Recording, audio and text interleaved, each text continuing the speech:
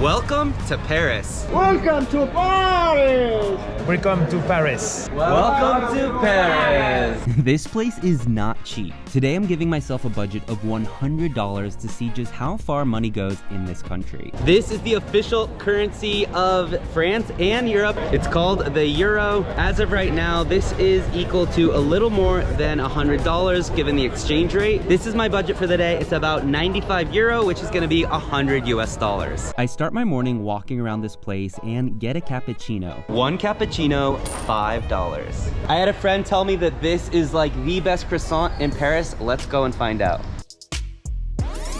Hold up, I got too excited and I went to the wrong address on Google Maps because I just saw a croissant place and I got really excited. But this is actually supposed to be one of the best croissants in all of Europe. Let's go find out now. Totally innocent mistake because there are bakeries everywhere here in Paris. One croissant, $2. Honestly, it's okay. It's a bit overrated. I've definitely had better than this and it's not that impressive, to be honest. I'm not really sure if I ordered the wrong thing or what makes it so special, but yeah, a bit overrated. I went back and I got this. This is French toast. I've never seen French toast like this, where it's just like, eat it as you walk. As you can see, I've eaten half of it, and it is really good, actually.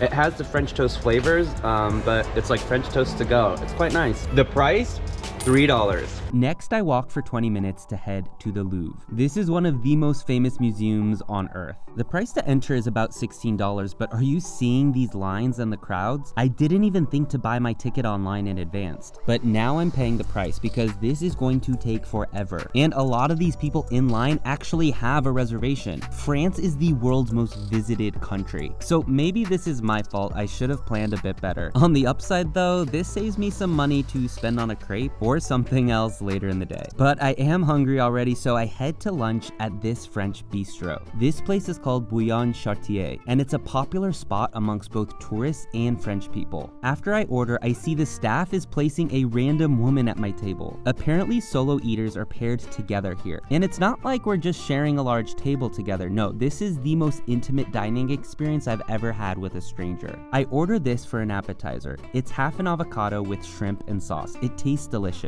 For my main, I ordered this chicken and fries, and it tastes really nice. My total price for lunch is $18. Oh, and they write down everything on the table so they can easily add up your total at the end. That was such a unique lunch. First of all, the food was quite good, highly recommend it, and I was really impressed with the prices. It's very affordable, it's not too expensive, but what made this lunch so unique was sitting with a random person from France who happens to work as a clown. It was so cool getting to talk to her and meeting her, and she also gave some advice at the end that she thinks more people should listen to their heart, listen to their intuition, and be more gentle.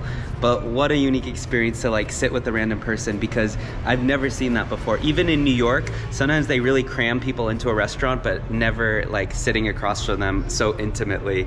At first I thought it was totally weird, but it was a really cool experience. Next, I walk around a bit and I see these signs for the hop on, hop off bus. The price is a lot, it's $45, but I do think it's worth it because you have headphones and you get to pick your language and learn a lot about the city, geography, and history of Paris. Usually I don't do things this touristy, but I will say that this city is so beautiful and spread out, so it's truly a great way to understand the city. And you can do it from the top of a double-decker open-air bus, which provides amazing views. You learn a lot of random stuff too, like about these river bookstores. They sell old and new books, and they're famous. They've been doing it for more than 400 years. There is also a competitor called Tootbus, which would have been a little bit cheaper. Overall, I do like Big Bus, especially in a city like Paris where there is so much to see, and it's really amazing and really beautiful to see it from a double-decker standpoint, from the second floor of a bus.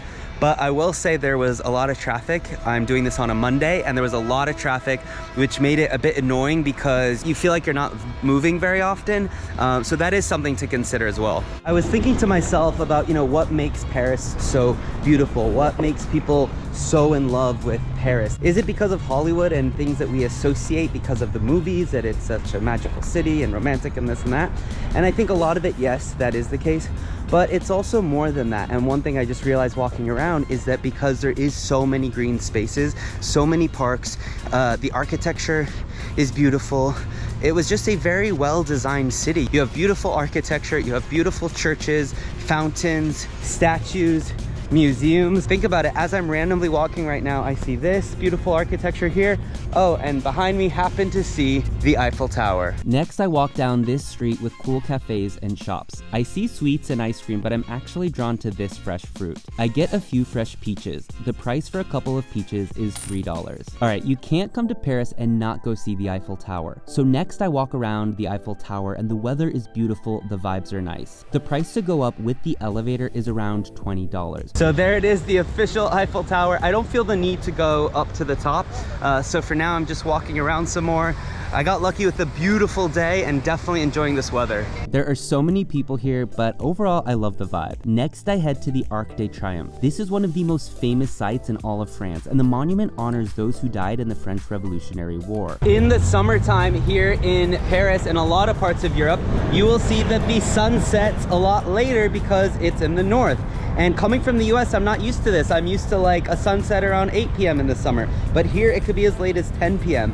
So it's definitely a little bit confusing on the brain, but it's nice because you get more daylight to enjoy the city. I see this crepe stand. I'm debating, but then I decide it's not worth $5 and I'll save my money and appetite for dinner. But first, I walk around the Champs-Élysées. This is one of the most famous shopping streets in the world, and because the weather is so nice, I walk for an hour throughout Paris. Then I see this, it's free public toilets. One person at a time, and I'm totally not used to seeing this in the US or most countries I visit. Usually when you need to go, most people find a Starbucks or a McDonald's to use, so this is really cool. Next, I head to dinner. The name of this restaurant is called Pied de Cochon. It looks really nice, and even though they're most famous for their pork, I'm feeling something else. So I get Scottish salmon tartare with fries. $20. The food here is so good, and I'm super happy with my choice. Even the fries taste delicious. And with the check, they bring you these merengues decorated like a pig. That's how obsessed they are with pork at this restaurant. Earlier I was talking about a later sunset here, and right now,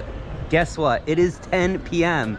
This is unheard of for a lot of places in the world, but especially in the US, where I don't think there's anywhere that it would actually be this light outside at 10 p.m. So it's a little bit misleading. You feel like it's way too soon to even think about going to bed. It's kind of an interesting psychological phenomenon. It's a really nice cap to the dinner, but I'm still craving something sweet. I find this crepe stand that seems to be the last dessert place open right now. One crepe for dessert, $4. That is really nice. That is really delicious. So I did it. I spent $100 in one day in Paris. This is certainly an expensive city, which I'm making more videos about why it's so expensive, so go check that out. Let me know how you would spend your money in Paris in the comments. And go find more of my cash challenge videos from San Francisco to Bangkok and Dubai.